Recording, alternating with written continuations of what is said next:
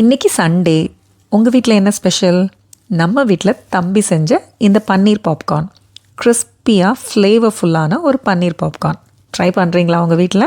இதுக்கு 400 கிராம் பன்னீர் எடுத்துக்கிட்டு நல்ல பெரிய பெரிய க்யூப்ஸாக கட் பண்ணி எடுத்துக்கிட்டான். கட் பண்ண இந்த பன்னீர் க்யூப்ஸை கொஞ்சம் நேரம் வெதுவெதுப்பான தண்ணியில் போட்டு வச்சுட்டு ஒரு 10 நிமிஷம் கழித்து எடுத்து யூஸ் பண்ணிங்கன்னா ரொம்ப சாஃப்டாக இருக்கும். இது ஒரு சின்ன டிப் தான், மஸ்ட் கிடையாது, வேணால் ட்ரை பண்ணி பாருங்கள்.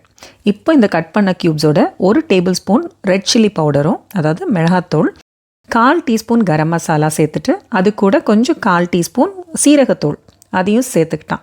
கொஞ்சமாக தேவைக்கு தகுந்த மாதிரி உப்பு சேர்த்து கொஞ்சம் எலுமிச்சப்பழம், அதாவது ஒரு பாதி எலுமிச்சப்பழத்தோட ஜூஸ் மட்டும் சேர்த்துட்டு எல்லாத்தையும் ஒன்றா விரசி மேரினேட் பண்ணி வச்சுக்கோங்க. இது ஒரு 10லேருந்து 1/4 மணி நேரம் இருந்தால் போதும், 10 நிமிஷத்துலேருந்து 1/4 மணி நேரம். இதை மேரினேட் பண்ணி வச்சுட்டு இதை டிப் பண்ணுறதுக்கு ஒரு ஸ்லரி ரெடி பண்ணணும். ஸோ அதுக்கு 4 டேபிள் ஸ்பூன் மைதா, அது கூட 3 table spoon cornflour, 1/2 teaspoon red chilli powder, 1/2 teaspoon garlic powder, 1 teaspoon onion powder, அப்புறம் அது கூட 1/4 teaspoon pepper powder, 1/4 teaspoon salt, தேவைக்கு தகுந்த மாதிரி தண்ணி ஊற்றி அந்த பேட்ரு கொஞ்சம் லிக்விடாக இருக்கிற மாதிரி ரெடி பண்ணிக்கோங்க. சாரி, இந்த ஆனியன் பவுடர் அண்ட் கார்லிக் பவுடர்லாம் தேவையில்லைன்னு சொன்னால் கேட்க மாட்டேங்கிறான். KFCலலாம் இந்த மாதிரி தாம்மா பண்ணுவாங்கன்னு சொல்கிறான். ஸோ கிடைச்சா வாங்கிக்கோங்க. அப்படி இல்லைனா நம்ம ஒரு ஸ்டைலில் நம்ம வீட்டு மசாலாக்கள் போட்டு பண்ணாலும் இது நல்லா தான் இருக்கும். சின்ன ஒரு ஃப்ளேவர் மிஸ் ஆகும், பட் தென் நல்லா தான் இருக்கும். ட்ரை பண்ணுங்கள்.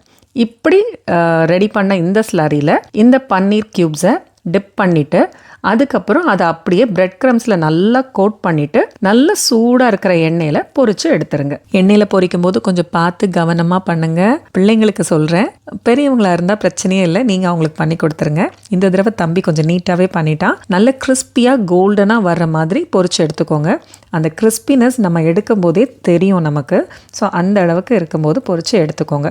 ஸோ இந்த KFC ஸ்டைல் பன்னீர் பாப்கார்ன் ரொம்ப சிம்பிளான மெத்தட் தான், ரொம்ப சிம்பிள் இன்க்ரீடியன்ஸ் தான், காம்ப்ளிகேட் பண்ணிக்க வேண்டாம். வீட்டில் நம்ம 65க்கு பொரிக்கிற மாதிரியான மசாலாக்கள் போட்டு கூட ஒரு கார்ன்ஃப்ளவர் ஸ்லரியும் பிரெட் க்ரம்ஸும் வச்சு இந்த பாப்கார்ன் சிக்கனை நீங்கள் ஈஸியாக பண்ணிடலாம். இருந்தாலும் தம்பிக்கு அந்த ஒத்தன்டிக் KFC ஸ்டைல் ஃப்ளேவரோட அந்த கிறிஸ்பினஸோட சாப்பிட்ணுங்கிறதுக்காக அவன் தெரிஞ்சதெல்லாமே சேர்த்துருக்கான். ஸோ நீங்களும் இந்த மாதிரி ட்ரை பண்ணி பார்க்கலாம். நிச்சயமாக சொல்கிறேன், நல்லாவே இருந்துச்சு. ஸோ இந்த ரெடியான பன்னீர் பாப்கார்ன்ஸோட சத்தம் எப்படி இருந்துச்சுன்னு கேட்குறீங்களா?